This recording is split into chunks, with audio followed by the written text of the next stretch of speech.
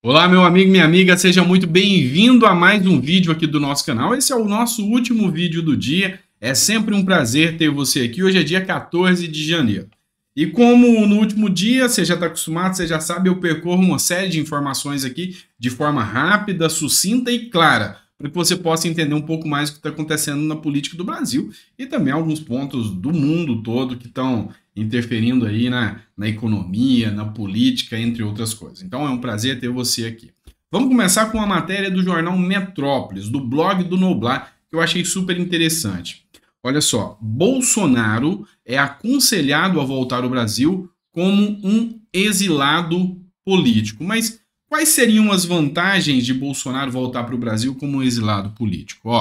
Para buscar fugir do cerco que está se fechando, Jair Bolsonaro aconselhado ontem ao retorno do Brasil em grande estilo, como se fosse um daqueles exilados políticos na abertura democrática do país. Aconselhei a ele, abre aspas, a voltar em grande estilo. Está provado e demonstrado que o povo não o abandonou. Temos certeza de que ele retornará ao braço das pessoas, como aquelas imagens dos exilados políticos, voltando ao Brasil depois do exílio. Só que bem mais gente do que aquilo, disse ao blog do Noblar um dos mais próximos políticos ao ex-presidente, que conversou ontem com Bolsonaro e pediu o anonimato. Pois é, pessoal. Então, a ideia é que Bolsonaro faça um pedido de exílio, né? E um pedido de retorno ao Brasil como exilado político. Assim, ele tem certas proteções legais em função disso. E a ideia aqui é que se Bolsonaro chega no Brasil como um exilado político, ele vai ter um amplo apoio popular, conforme narrou aqui o blog do Noblar. E eu quero a sua opinião. Se realmente Bolsonaro voltasse para o Brasil hoje, você acha que ele ia ter amplo apoio político? Coloca no comentário. A gente sabe que teve um desgaste depois do fato de ele ter ido embora do Brasil. Mas ainda assim, há um amplo apoio político ao presidente Bolsonaro e você vai colocar no seu comentário se você concorda ou não concorda com o retorno dele na condição de exilado político. Agora bora pular ali para o outro lado do continente. Vamos falar de Joe Biden, mas tem tudo a ver com o que está acontecendo aqui no Brasil. Como o Donald Trump foi processado, Biden também será investigado por guardar documentos secretos. Olha só qual foi a prática tanto do Trump quanto do Joe Biden. Eles pegaram documentos secretos da presidência, retiraram e esses documentos foram descobertos na sua casa. Parece até um tanto quanto com o caso aqui do Anderson Torres. Não é porque o documento que o Anderson Torres estava não era um documento oficial e tampouco declarado como secreto. Mas no caso do Joe Biden e do Trump, é isso que está acontecendo. Dá uma olhada comigo. A descoberta de novos documentos confidenciais, crédito da matéria é o exame, tá? A descoberta de novos documentos confidenciais do governo americano em um segundo endereço do presidente Joe Biden levou o Departamento de Justiça a abrir uma investigação sobre o caso ontem, dia 12. O procurador especial Roberto Hur trabalha na investigação a pedido do procurador-geral Merrick Garland. Ou seja, da mesma forma que teve uma investida contra Donald Trump, agora inicia-se uma investigação contra Biden.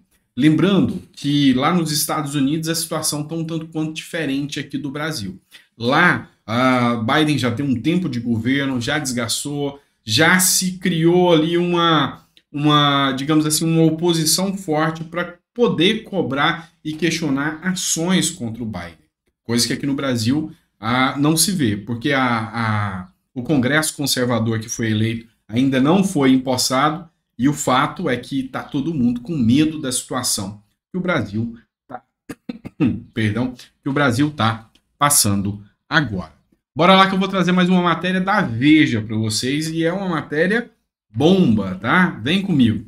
A matéria da revista Veja foi redigida por Robson Bonin, tá? E ela fala o seguinte: se for abandonado, não cairá sozinho. Foi o que disse um aliado de Anderson Torres. Anderson Torres é o secretário de Segurança do Distrito Federal, que se encontrou com Bolsonaro um dia antes dos atos que ocorreram no domingo passado em Brasília.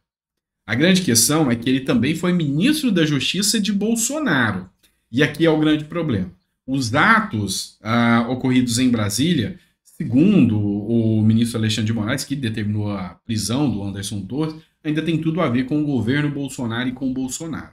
Só que Anderson Torres e um dos aliados anunciou que ele não vai cair sozinho e que ele tem várias informações de muitas outras pessoas que participaram, sim, de um possível ato que era tentado contra o presidente Lula, tá? E isso aí, o que a revista aqui fala, é que muita gente vai acabar sendo denunciado em função do que está sendo veiculado aqui por Anderson Torres e em virtude da prisão de Anderson Torres. Bora pular para o mundo militar agora? Sargento da Polícia Militar do Distrito Federal usou as redes sociais para estimular os atos. Tem que descer para a esplanada. Feche aspas. Olha só, matéria do jornal Metrópolis. Edinaldo Magalhães, primeiro sargento da Polícia Militar do Distrito Federal, interagia com perfis bolsonaristas sobre a organização dos protestos contra o presidente Lula, que viraram atos terroristas ocorridos no último domingo. Nas redes sociais, Magalhães publicou vídeos na chegada de ônibus em Brasília e chegou a incentivar um perfil a ir para a esplanada dos ministérios, onde ficam os prédios de órgãos federais do país. Em função disso, vai ser iniciada uma investigação contra o Edinaldo Magalhães, que era PM. Lembrando que tem coisa grave acontecendo em função dessa persecução em torno dos policiais militares do Distrito Federal. Eu vou trazer para vocês aqui uma matéria da revista Oeste. O título da matéria é "A mão vai pesar contra qualquer um". Foi o que disse o oficial da Polícia Militar do Distrito Federal sobre as punições que o STF deram ao comandante lá da Polícia Militar do Distrito Federal, tá? Vou ler um trecho para vocês aqui, ó. A exoneração da prisão do ex-comandante, tá aqui o ex-comandante da Polícia Militar do Distrito Federal, Coronel Fábio Augusto Vieira, causou uma comoção entre os oficiais da polícia. Conforme apurou o Oeste, a corporação não esperava que tal ato poderia ocorrer. O comandante era bem próximo da tropa, era referência, relatou um policial que não quis se identificar à coluna.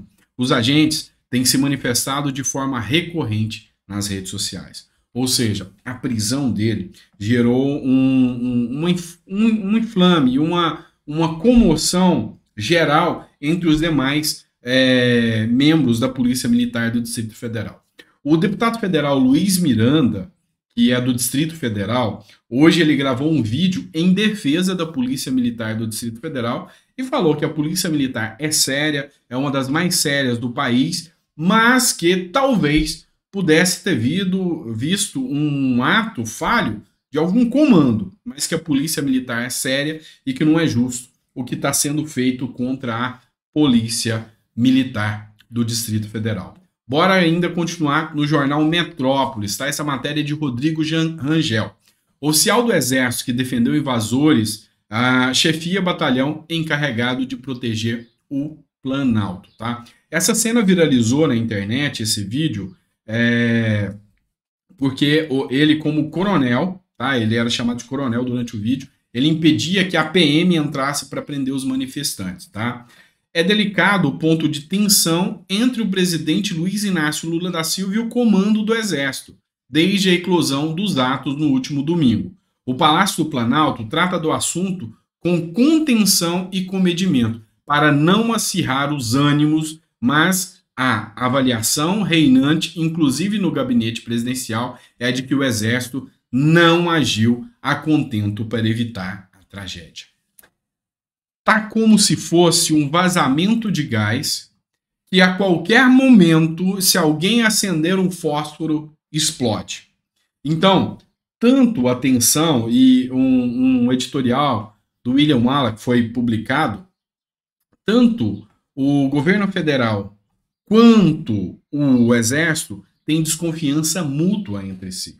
Ainda há uma discrepância muito grande de sintonia. E isso está se tentando apaziguar. Parte dos apoiadores do ex-presidente Bolsonaro hoje já tem restrições em relação ao comando do Exército, que sentem-se como traídos em relação ao Exército. o Exército tem um racha, o próprio comandante das Forças Armadas, comandante das Forças Aéreas, falou que tá um clima tenso demais, que muitos não conseguem compreendê-lo por ter assumido esse ato junto ao governo Lula, e tudo isso está gerando, sem dúvidas, conflitos que podem se tornar algo maior. Então, a função do governo Lula é apaziguar tudo isso aí, conforme a própria matéria do Metrópolis traz aqui para vocês. Pessoal, se você gostou do conteúdo que eu trouxe aqui para vocês, eu peço a vocês que deixem no comentário que a gente pode melhorar, o que falta ainda aqui. E se gostou, manda para mais pessoas. A gente está tentando fazer aqui de uma forma mais clara e límpida o possível, para que você realmente possa saber o que está acontecendo no mundo político hoje, nos dias atuais, tá bom? Então a gente tenta ser aqui o mais imparcial possível, o mais claro possível, no conceito e na forma de trazer as informações para vocês, tá bom? Um grande abraço, Deus abençoe o nosso país, que a gente possa ter dias melhores aí que cheguem aí, tá? Porque realmente o conflito tá iminente e a gente tem muito medo de tudo isso que pode acontecer, e a única forma que a gente tem agora é torcer pela democracia, torcer pela apaziguação dos ânimos e que o Brasil realmente consiga prosperar e se tornar um país sério, um país do futuro. E todo mundo tem medo de tudo isso que está acontecendo. Eu sei, todo mundo está com o coração apertado, mas a gente é brasileiro e eu sei que o nosso país vai acabar com tudo isso e a gente vai seguir para dias melhores, tá bom? Um beijo no coração, um abraço e até o próximo vídeo.